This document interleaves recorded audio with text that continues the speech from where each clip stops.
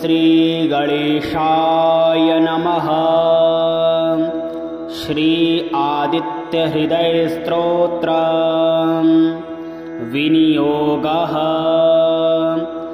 ॐ अस्य आदित्यहृदयस्तोत्रस्य अगस्त्यऋषि अनुष्टुप् छन्दः। आदित्यहृदयभूतो भगवान् ब्रह्मा देवता निरस्ताशेषविघ्नतया ब्रह्मविद्यासिद्धौ सर्वत्र जयसिद्धौ पाठे विनियोगः।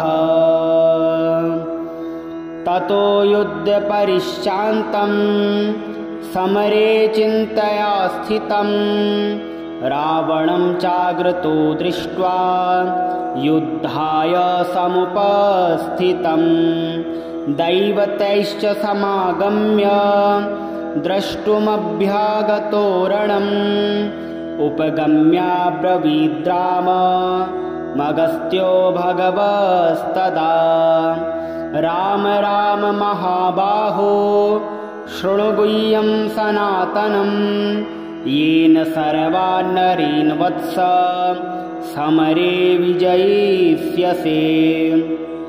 आदित्यहृदयं पुण्यं सर्वशत्रुविनाशनं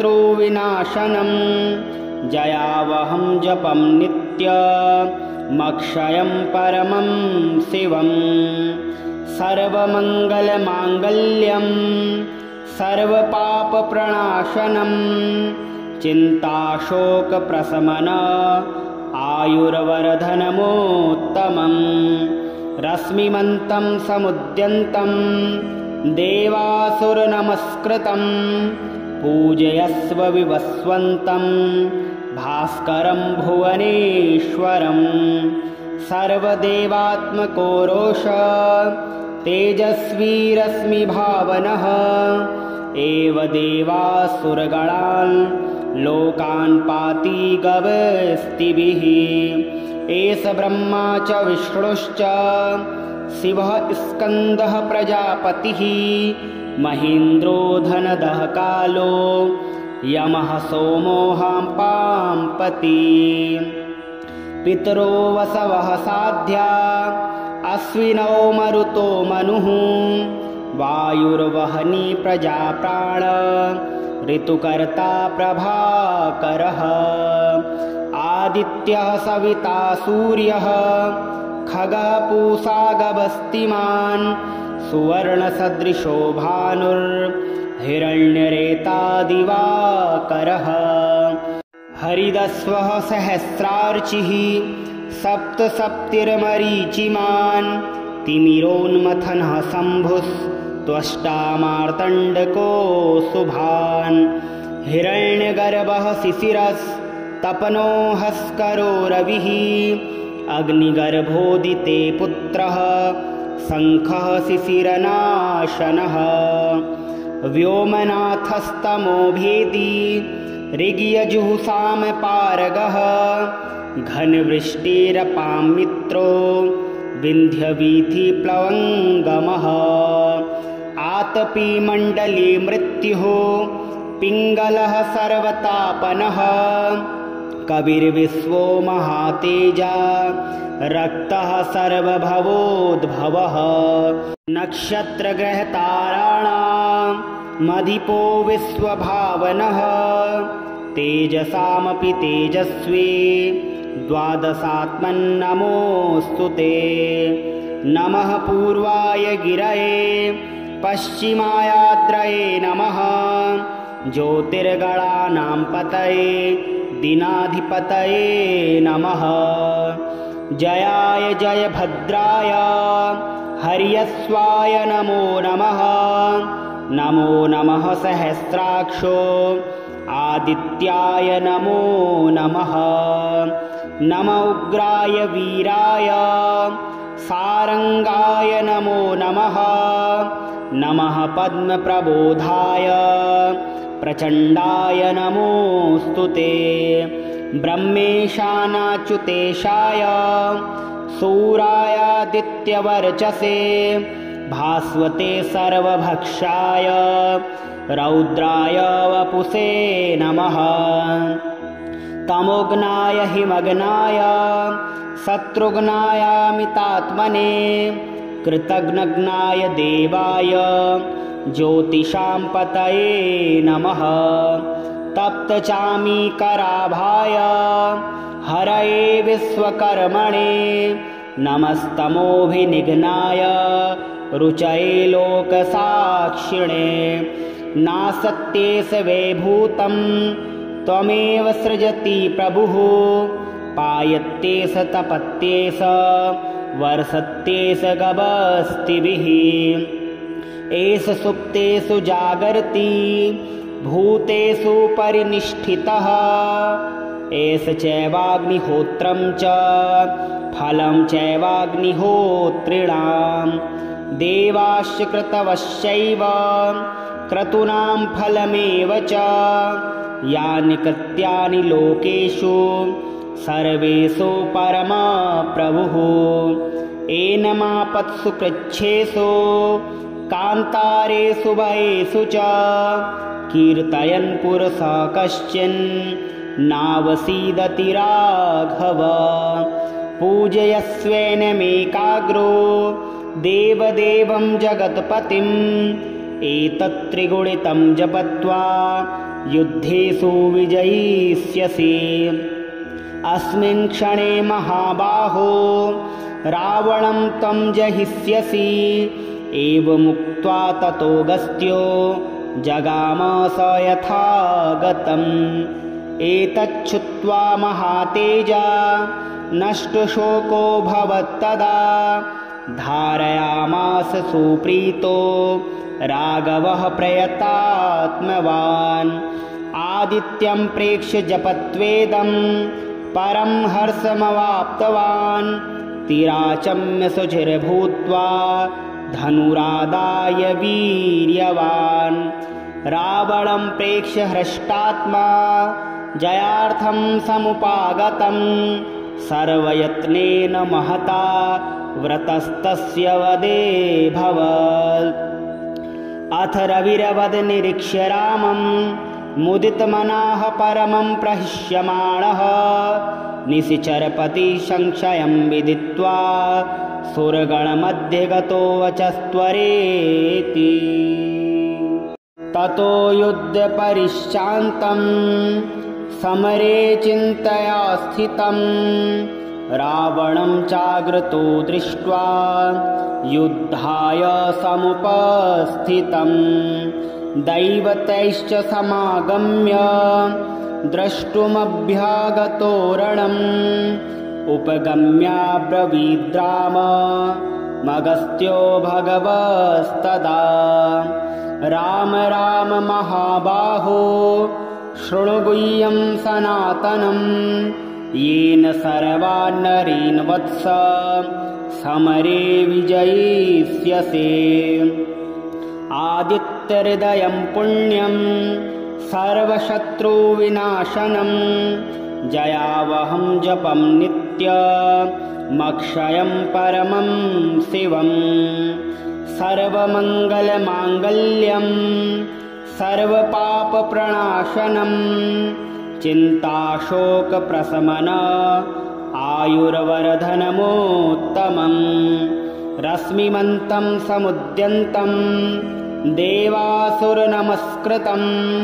पूजयस्व विवस्वन्तं भास्करं भुवनेश्वरम्। सर्वदेवात्मको रोष तेजस्वी रश्मिभावनः। एव देवासुरगणान् लोकान् पाति गवस्तिभिः। एष ब्रह्मा च विष्णुश्च शिवः स्कन्दः प्रजापतिः। महेन्द्रो धनदः कालो यमः सोमो पाम्पति। पितरो वसवः साध्या अश्विनौ मरुतो मनुः। वायुर्वहनी प्रजाप्राण ऋतुकर्ता प्रभाकरः।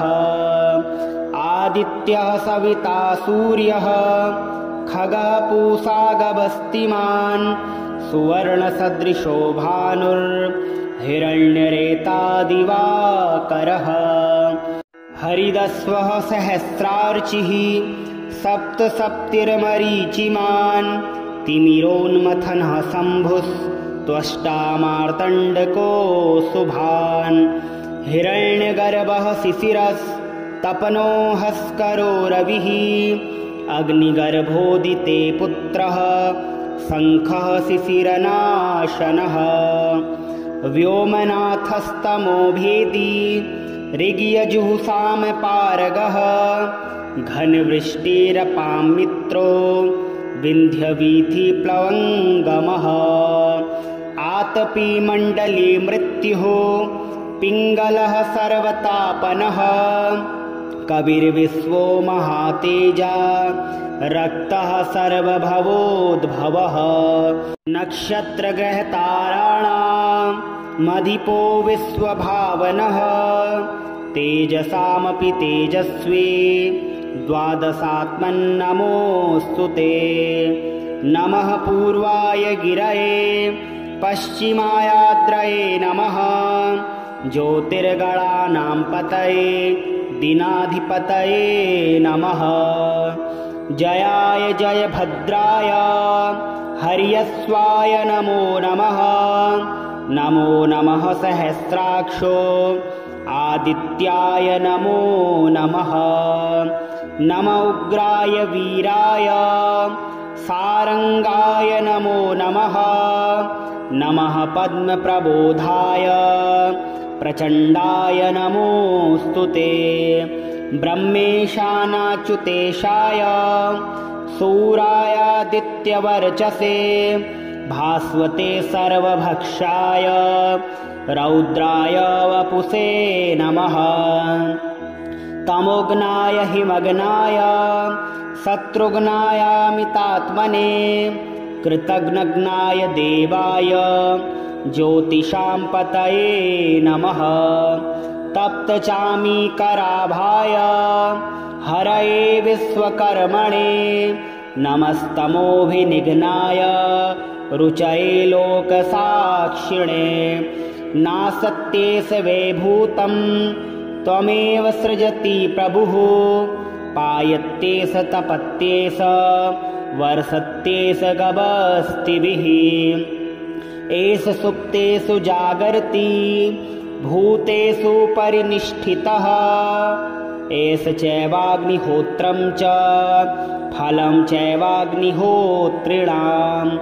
देवाश्च क्रतवश्चैव क्रतूनां फलमेव च यानि कृत्यानि लोकेषु सर्वेषु परमप्रभुः एनमापत्सु कृच्छ्रेषु कान्तारेषु भयेषु च कीर्तयन् पुरुषः कश्चिन् नावसीदति राघव पूजयस्वेनमेकाग्रो देवदेवं जगत्पतिम् एतत्त्रिगुणितं जपत्वा युद्धेषु विजयिष्यसि अस्मिन् क्षणे महाबाहो रावणं त्वं जहिष्यसि एवमुक्त्वा ततोऽगस्त्यो जगाम स यथागतम् एतच्छ्रुत्वा महातेजा नष्टशोको भवत्तदा धारयामास सुप्रीतो राघवः प्रयतात्मवान् आदित्यं प्रेक्ष्य जपत्वेदं परं हर्षमवाप्तवान् तिराचम्य शुचिर्भूत्वा धनुरादाय वीर्यवान् रावणं प्रेक्ष्य हृष्टात्मा जयार्थं समुपागतं सर्वयत्नेन महता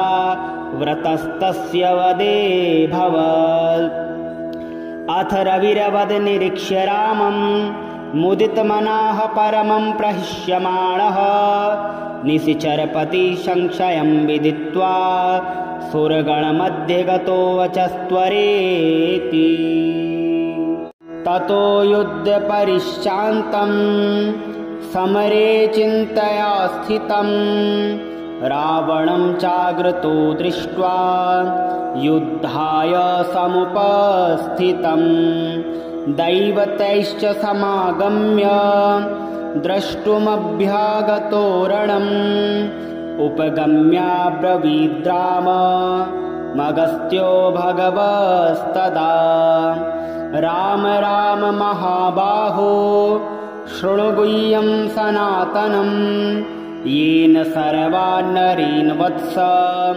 समरे विजयिष्यसे आदित्यहृदयं पुण्यं सर्वशत्रुविनाशनं जयावहं जपं नित्यमक्षयं परमं शिवम् सर्वमङ्गलमाङ्गल्यं सर्वपापप्रणाशनं चिन्ताशोकप्रशमन आयुर्वर्धनमोत्तमं रश्मिमन्तं समुद्यन्तं देवासुरनमस्कृतं पूजयस्व विवस्वन्तं भास्करं भुवनेश्वरं सर्वदेवात्मको रोष तेजस्वी रश्मिभावनः एव देवासुरगणान् लोकान् पाति गवस्तिभिः एष ब्रह्मा च विष्णुश्च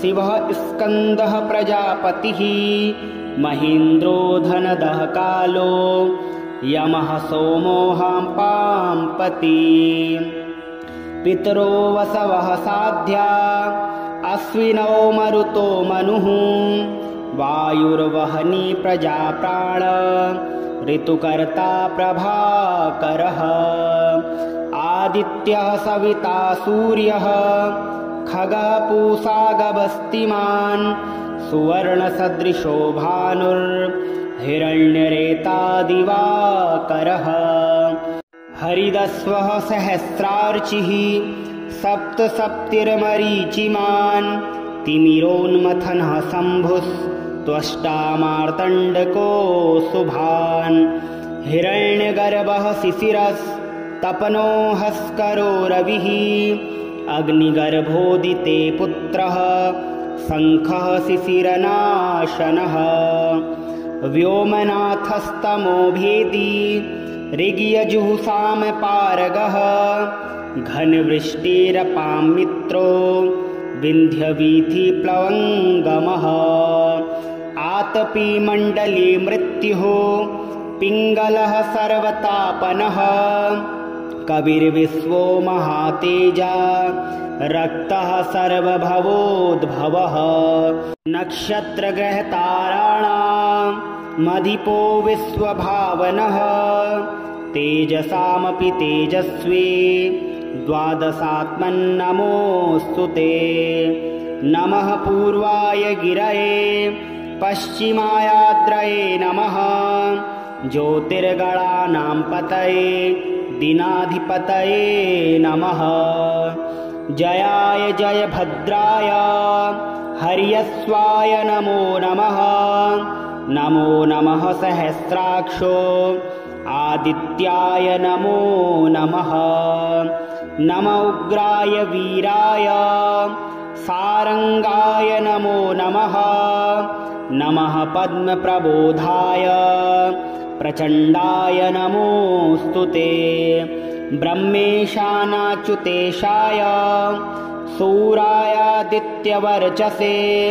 भास्वते सर्वभक्षाय रौद्राय वपुषे नमः तमोघ्नाय हिमघ्नाय शत्रुघ्नायामितात्मने कृतघ्नघ्नाय देवाय ज्योतिषां पतये नमः तप्तचामीकराभाय हरये विश्वकर्मणे नमस्तमोभिनिघ्नाय रुचये लोकसाक्षिणे नासत्येष वैभूतं त्वमेव सृजति प्रभुः पायत्येष तपत्येष वर्षत्येष गवस्तिभिः एष सुप्तेषु जागर्ति भूतेषु परिनिष्ठितः एष चैवाग्निहोत्रं च फलं चैवाग्निहोत्रिणां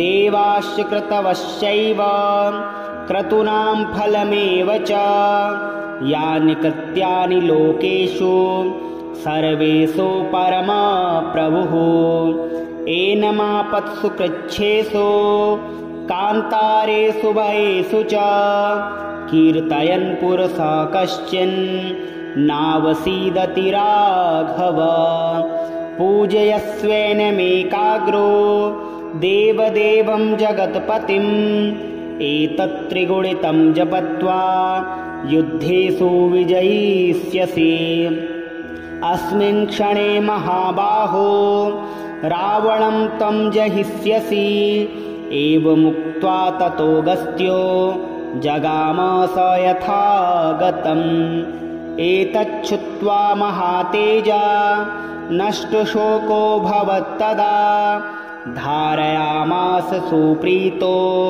राघवः प्रयतात्मवान् आदित्यं प्रेक्ष्य जपत्वेदं परं हर्षमवाप्तवान् तिराचम्य सुचिर्भूत्वा धनुरादाय वीर्यवान् रावणं प्रेक्ष्य हृष्टात्मा जयार्थं समुपागतं सर्वयत्नेन महता व्रतस्तस्य वदे भवत् अथ रविरवद निरीक्ष्य रामं मुदितमनाः परमं प्रहिष्यमाणः निशिचरपति संशयं विदित्वा सुरगणमध्ये गतो वचस्त्वरेति ततो युद्धपरिश्रान्तं समरे चिन्तया स्थितं रावणं चाग्रतो दृष्ट्वा युद्धाय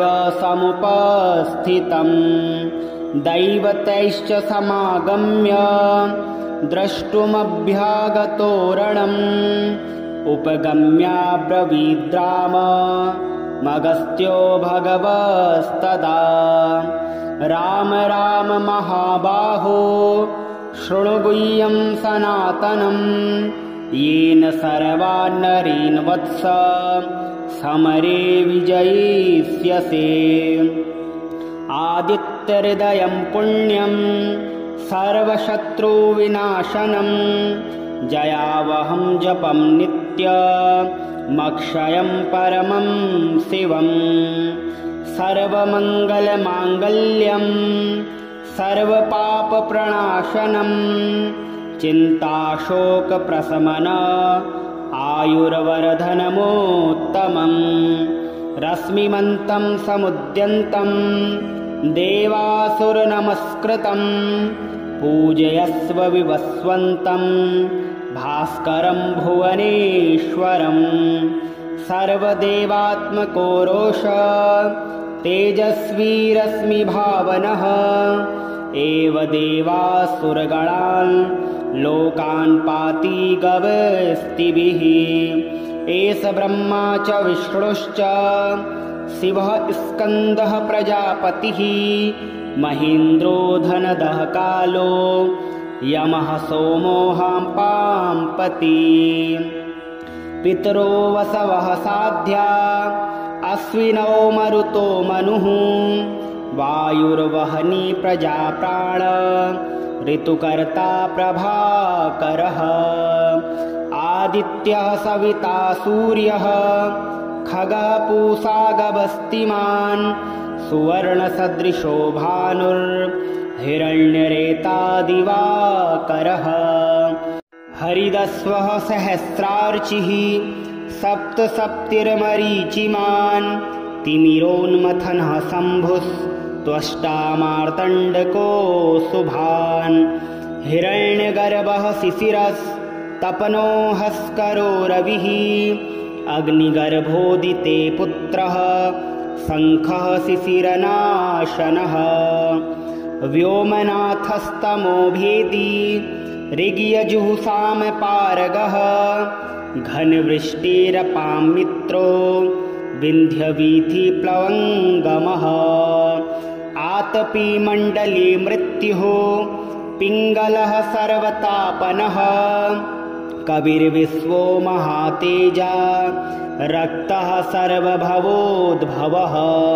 नक्षत्रग्रहताराणां मधिपो विश्वभावनः तेजसामपि तेजस्वी द्वादशात्मन्नमोऽस्तु ते नमः पूर्वाय गिरये पश्चिमायाद्रये नमः ज्योतिर्गणानां पतये दीनाधिपतये नमः जयाय जयभद्राय हर्यस्वाय नमो नमः नमो नमः सहस्राक्षो आदित्याय नमो नमः नमः उग्राय वीराय सारंगाय नमो नमः नमः पद्मप्रबोधाय प्रचण्डाय नमोऽस्तु ते ब्रह्मेशानाच्युतेशाय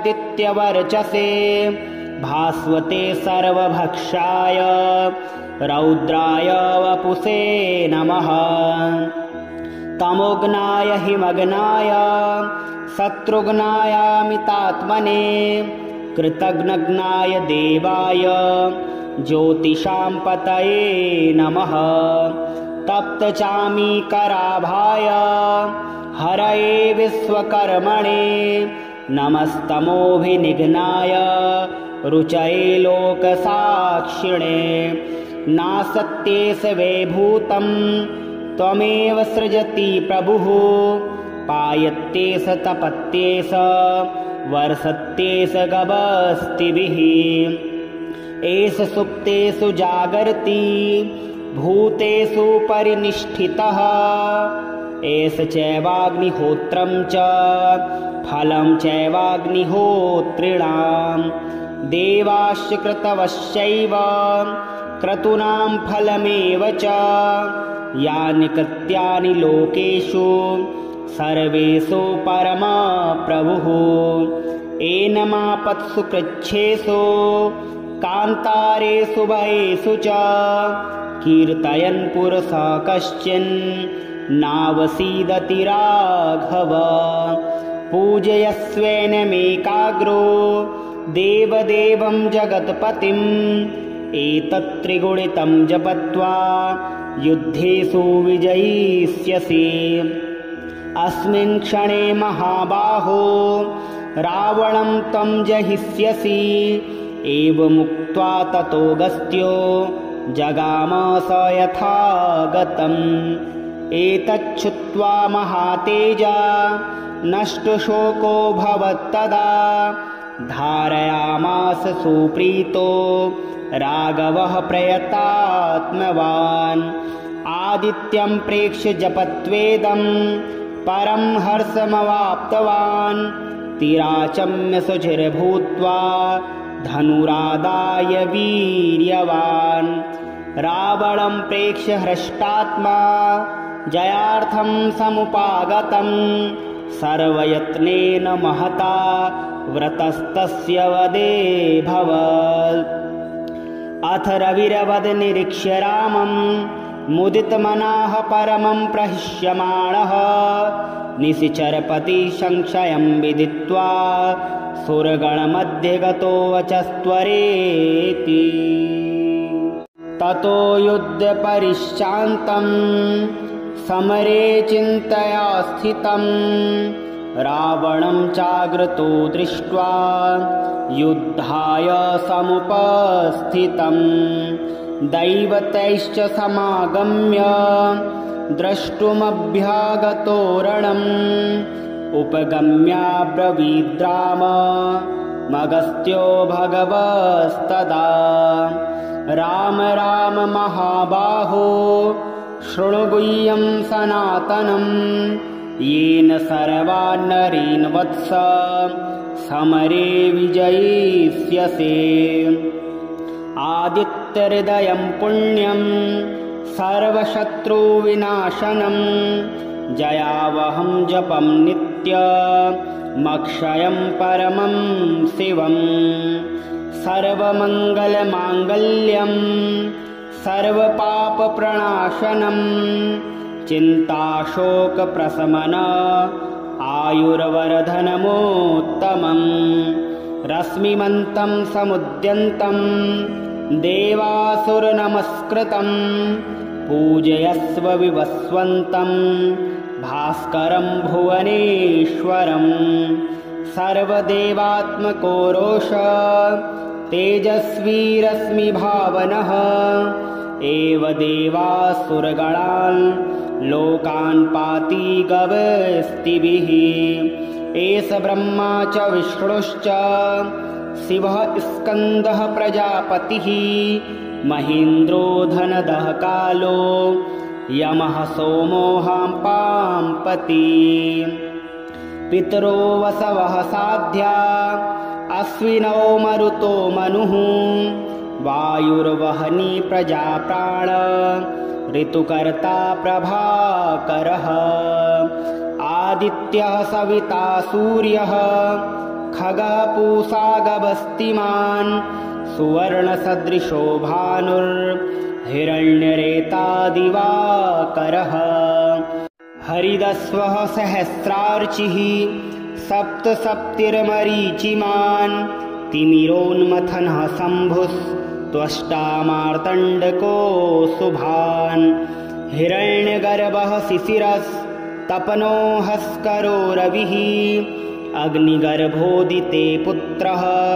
शङ्खः शिशिरनाशनः व्योमनाथस्तमो भेदी ऋग्यजुःसामपारगः घनवृष्टिरपां मित्रो विन्ध्यवीथिप्लवङ्गमः आतपीमण्डले मृत्युः पिङ्गलः सर्वतापनः कविर्विश्वो महातेजा रक्तः सर्वभवोद्भवः नक्षत्रग्रहताराणामधिपो विश्वभावनः तेजसामपि तेजस्वी द्वादशात्मन्नमोऽस्तु ते नमः पूर्वाय गिरये पश्चिमायाद्रये नमः ज्योतिर्गणानां पतये दिनाधिपतये नमः जयाय जयभद्राय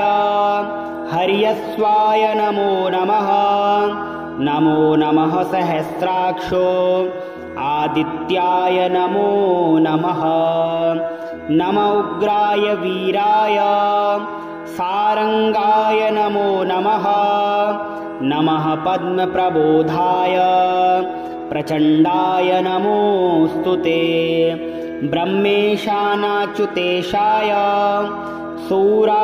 सूरायादित्यवर्चसे भास्वते सर्वभक्षाय रौद्राय वपुषे नमः तमोघ्नाय हिमग्नाय शत्रुघ्नायामितात्मने कृतघ्नघ्नाय देवाय ज्योतिषां पतये नमः तप्तचामीकराभाय हरये विश्वकर्मणे नमस्तमोभिनिघ्नाय रुचये लोकसाक्षिणे नासत्येष वैभूतं त्वमेव सृजति प्रभुः पायत्येष तपत्येष वर्षत्येष गवस्तिभिः एष सुप्तेषु जागर्ति भूतेषु परिनिष्ठितः एष चैवाग्निहोत्रं च फलं चैवाग्निहोत्रिणां देवाश्च क्रतवश्चैव क्रतूनां फलमेव च यानि कृत्यानि लोकेषु सर्वेषु परमप्रभुः एनमापत्सु कृच्छ्रेषु कान्तारेषु भयेषु च कीर्तयन् पुरुषः कश्चिन् नावसीदति राघव पूजयस्वेनमेकाग्रो देवदेवं जगत्पतिम् एतत्त्रिगुणितं जपत्वा युद्धेषु विजयिष्यसि अस्मिन् क्षणे महाबाहो रावणं त्वं जहिष्यसि एवमुक्त्वा ततोऽगस्त्यो जगाम स यथा गतम् एतच्छ्रुत्वा दृष्ट्वा महातेजा नष्टशोको भवत्तदा धारयामास सुप्रीतो राघवः प्रयतात्मवान् आदित्यं प्रेक्ष्य जपत्वेदं परं हर्षमवाप्तवान् तिराचम्य शुचिर्भूत्वा धनुरादाय वीर्यवान् रावणं प्रेक्ष्य हृष्टात्मा जयार्थं समुपागतं सर्वयत्नेन महता व्रतस्तस्य वदे भवत् अथ रविरवद निरीक्ष्य रामं मुदितमनाः परमं प्रहिष्यमाणः निशिचरपति संशयं विदित्वा सुरगणमध्ये गतो वचस्त्वरेति ततो युद्धपरिश्रान्तं समरे चिन्तया स्थितं रावणं चाग्रतो दृष्ट्वा युद्धाय समुपस्थितं दैवतैश्च समागम्य द्रष्टुमभ्यागतो रणम् उपगम्याब्रवीद्राम मगस्त्यो भगवस्तदा राम राम महाबाहो शृणु गुह्यं सनातनं येन सर्वान्नरीन् वत्स समरे विजयिष्यसे आदित्यहृदयं पुण्यं सर्वशत्रुविनाशनं जयावहं जपं नित्यमक्षयं परमं शिवं सर्वमङ्गलमाङ्गल्यं सर्वपापप्रणाशनं चिन्ताशोकप्रशमनम् आयुर्वर्धनमोत्तमं रश्मिमन्तं समुद्यन्तं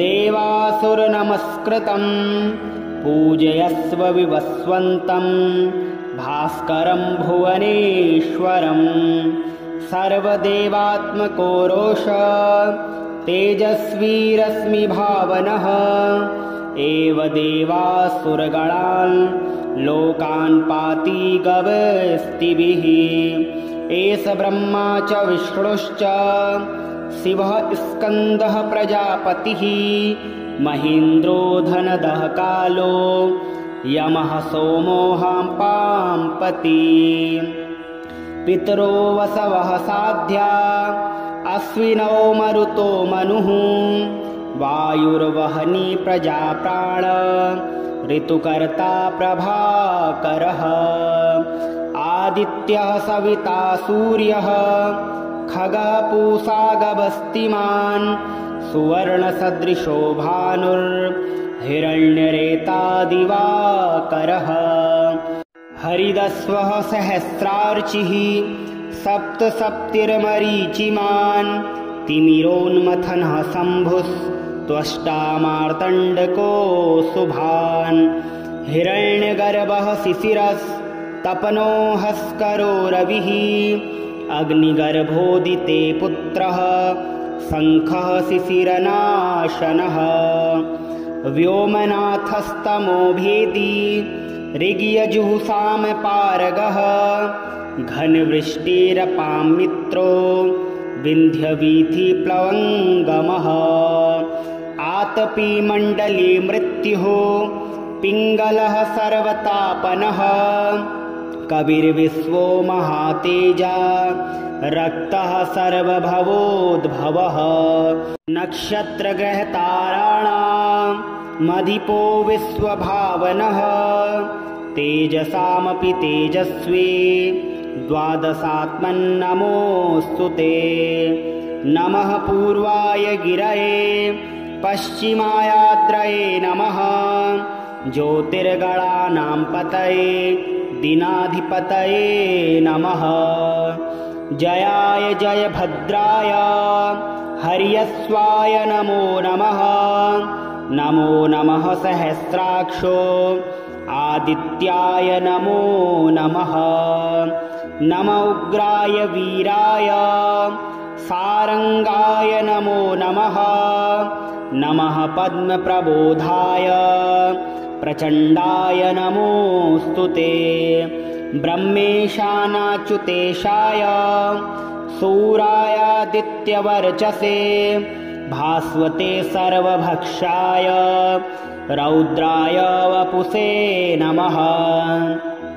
तमोघ्नाय हिमग्नाय शत्रुघ्नायामितात्मने कृतघ्नघ्नाय देवाय ज्योतिषां पतये नमः।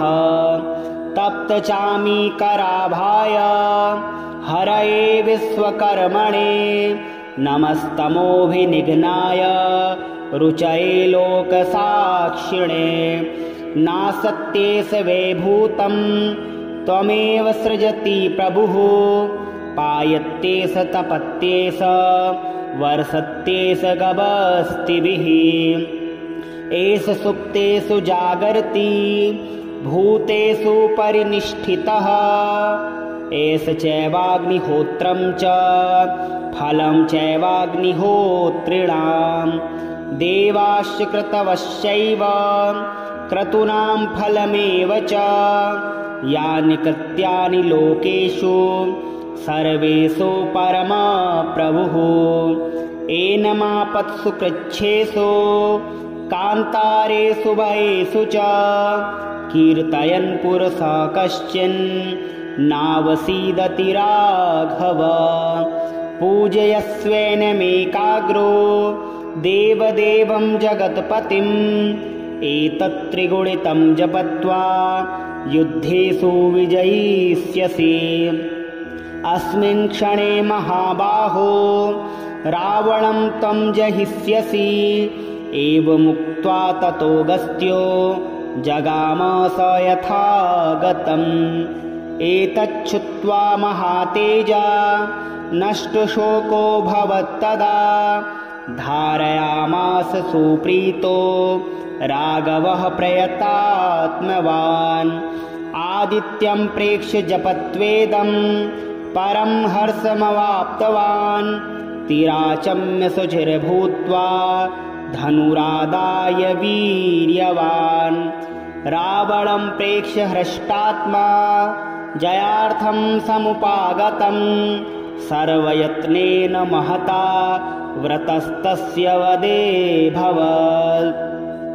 अथ रविरवद निरीक्ष्य रामं मुदितमनः परमं प्रहिष्यमाणः निशिचरपति संशयं विदित्वा सुरगणमध्ये गतो वचस्त्वरेति।